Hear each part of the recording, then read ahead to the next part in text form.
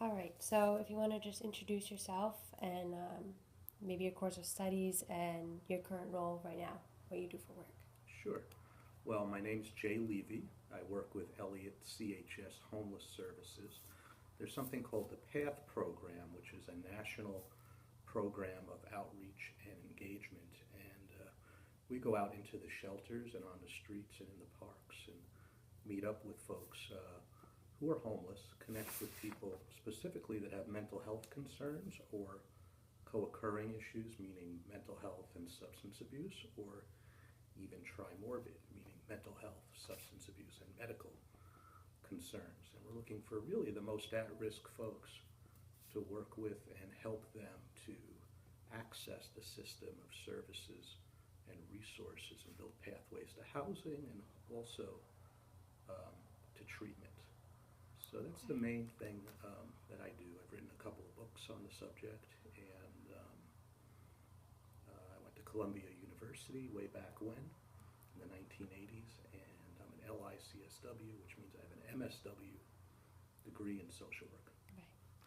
Awesome.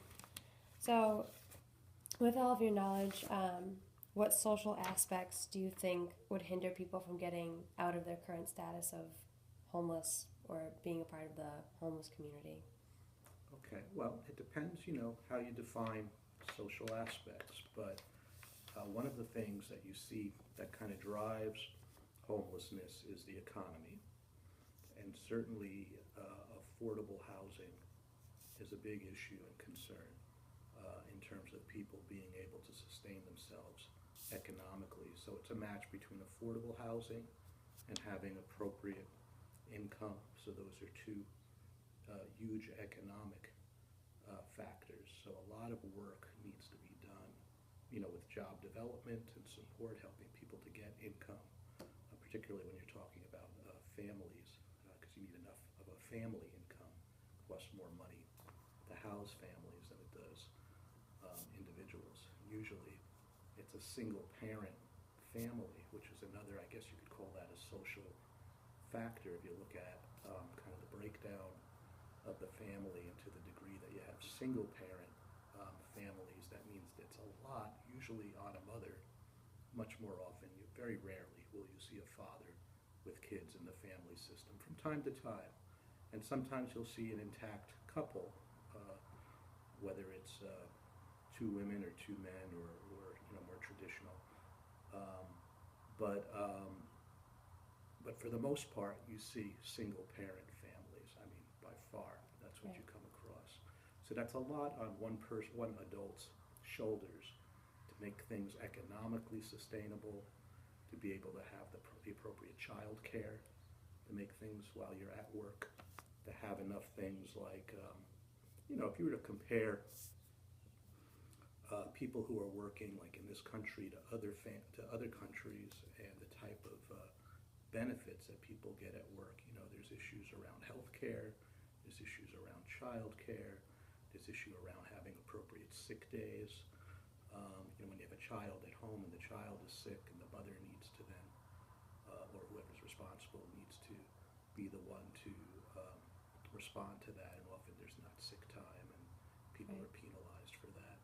So there's a lot of barriers in those kinds of ways, particularly around the child care, and also around just what a living wage is, right? So that would be a huge economic issue that parents face.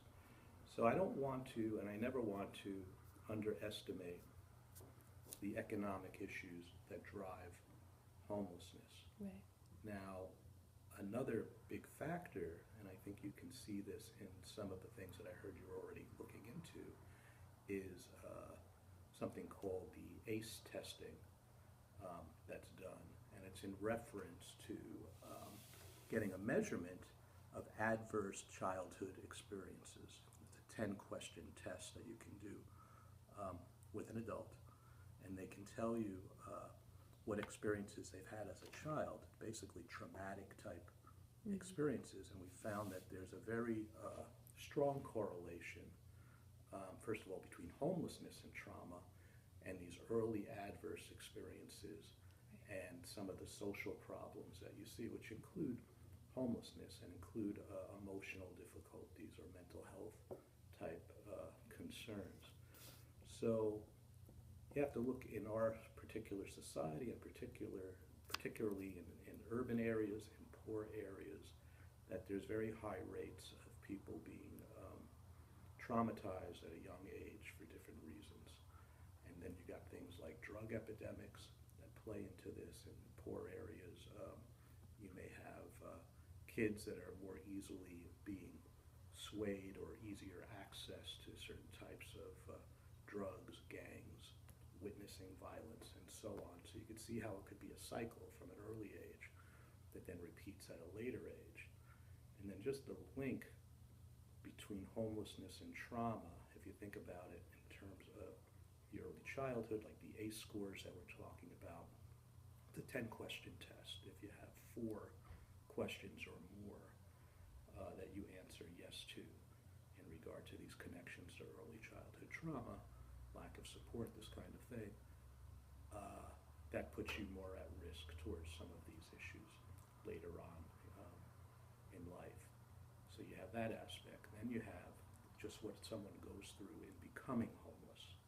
That's a traumatic experience. Right. You're trying to hold on to your housing and you see that slip away. Normally families are going from place to place to place to stay housed. They're not really volunteering to be homeless. They're doing the best they can to survive. So one of the big issues, I would say social issues, that connect in is people's support networks and how large of a support network someone has and to what degree we can call upon those resources to help us in our time of need. So people that have, 2-parent families, larger incomes, maybe a greater social network of friends and relatives and wealth to draw off of, it's much harder for them to become homeless. But one of the big things you see with people who are homeless is their networks are a lot smaller, and they don't have the access, whether it's to the money or to a different relative or place to stay that where someone would take them in so easily. Right. But even those folks certainly have some of that, and they're going from place to place, but then eventually they end up homeless. So lack of supports is a big issue that you see. And then if you want to talk about homeless individuals, to some degree this would be true in families too. Homelessness is very broad. So you have to look at all the different subpopulations of homeless and then say, how does that connect to a variety of social factors? So if you look at, say, youth homelessness, that's one small segment of the homeless population. Now we know from studies that when you look at youth, particularly unsheltered youth that are staying on the streets, in England, the UK, they call it sleeping rough, when you're staying outside and you're not even accessing shelter. That population, that subgroup of youth, 30% of them, according to some of the studies we've seen, is part of the LGBTQ population. So that's another social aspect. And then you have to ask yourself, well, why would that population be overrepresented in homeless youth that are on the streets? And I think some of the social issues connected to that, is quite evident. It's kind of the level of rejection, lack of acceptance, people fleeing families where they don't feel welcomed. Of course, it's also connected in with that young adult age where people are striving for their independence and their autonomy and maybe rejecting certainly family norms and values and things like that. But if you've had trauma on top of that earlier as a child, and then you don't feel maybe supported through your school network, through your friends, through your family, through certain relatives, certain people are rejecting literally an important part of who you are, you could see how some people would flee, let alone maybe fleeing from not just emotional abuse, in some cases physical abuse as well. So that's part of the youth population.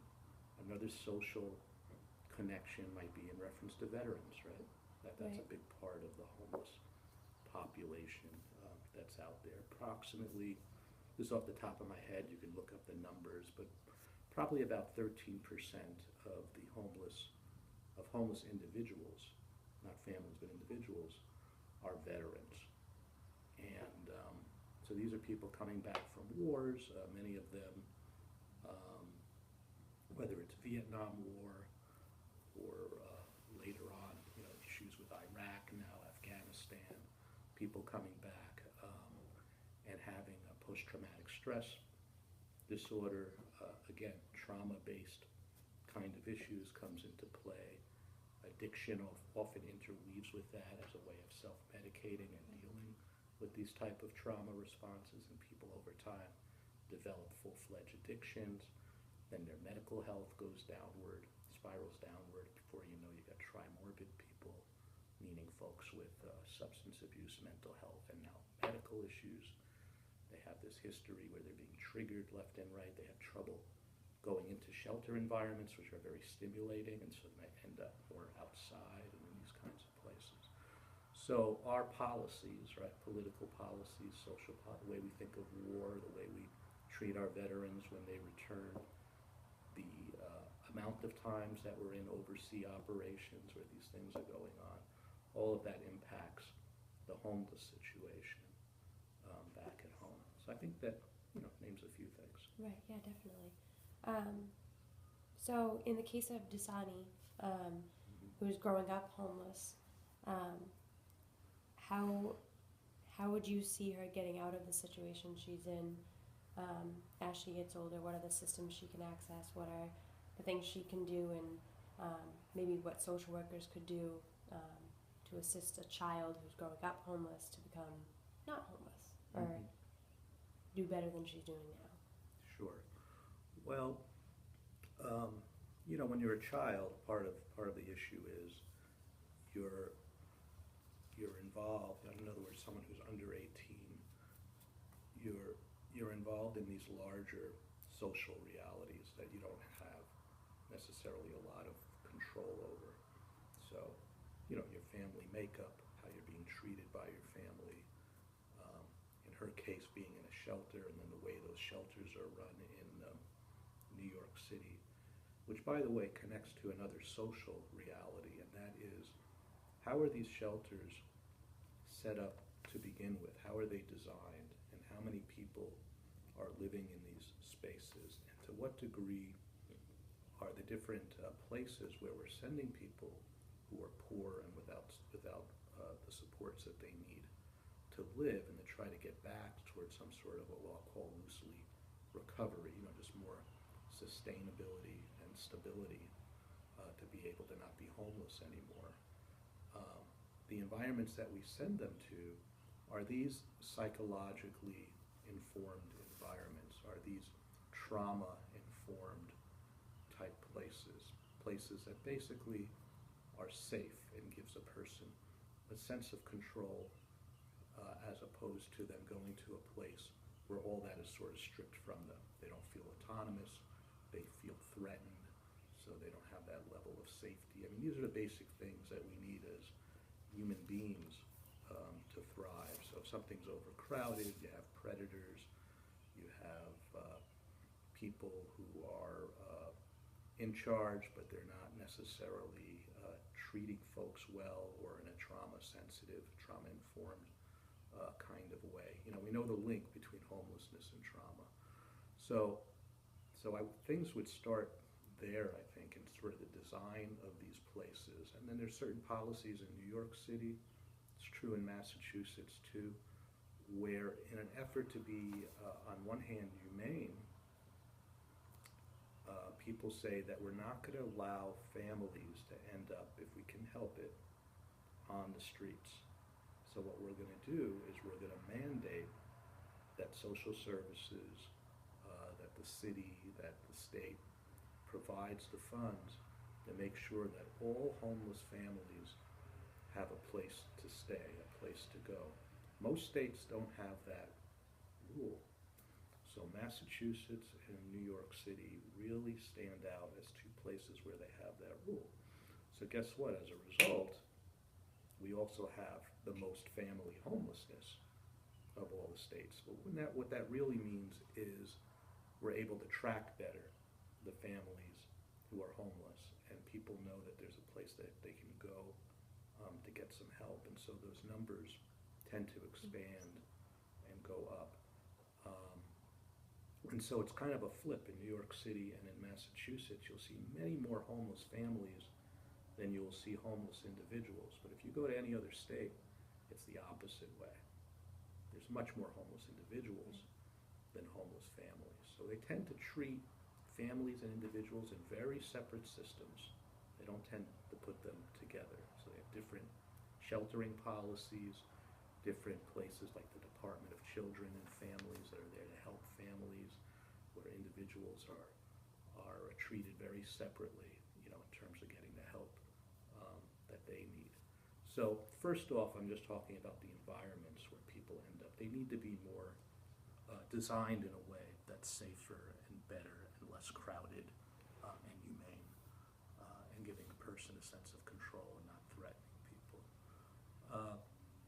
Secondly, any kind of work that could be done to help a child to be connected with peers, but maybe, so I'm talking about some sort of sense of belonging somewhere, and that could be done through the schools.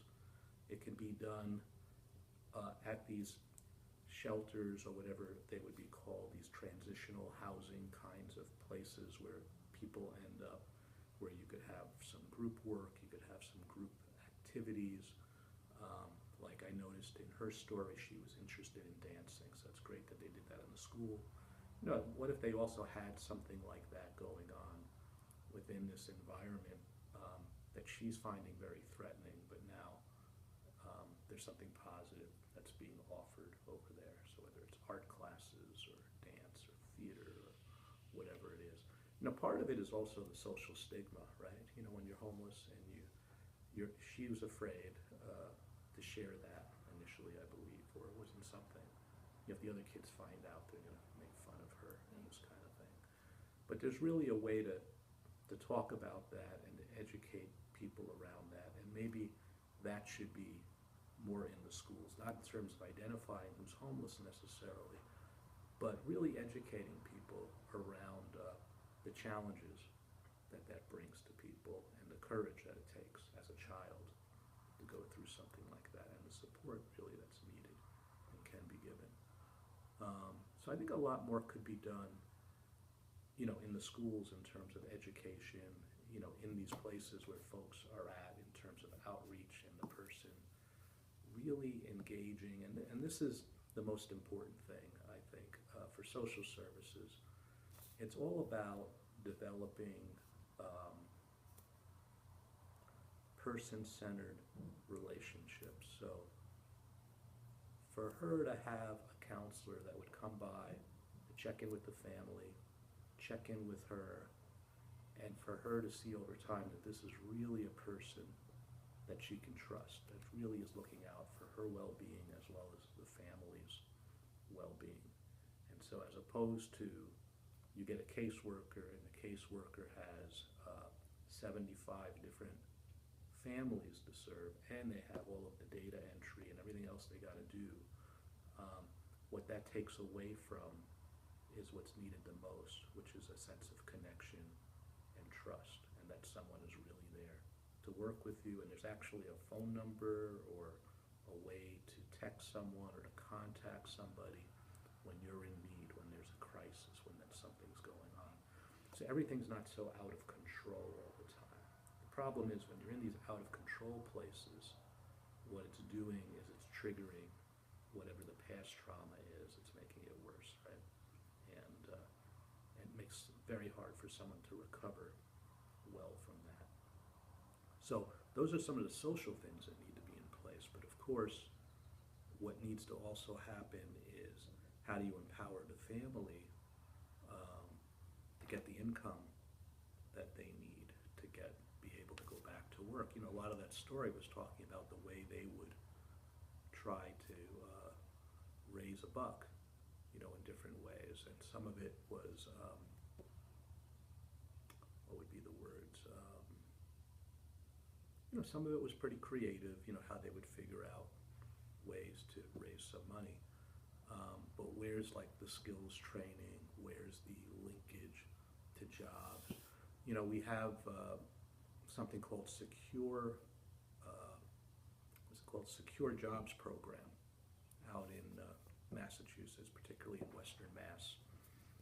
And that's been very successful of having vocational counselors outreach directly to families in shelters, in motels, and offer to work with them, build resumes, connect people to job openings directly and quickly, and then provide some support even after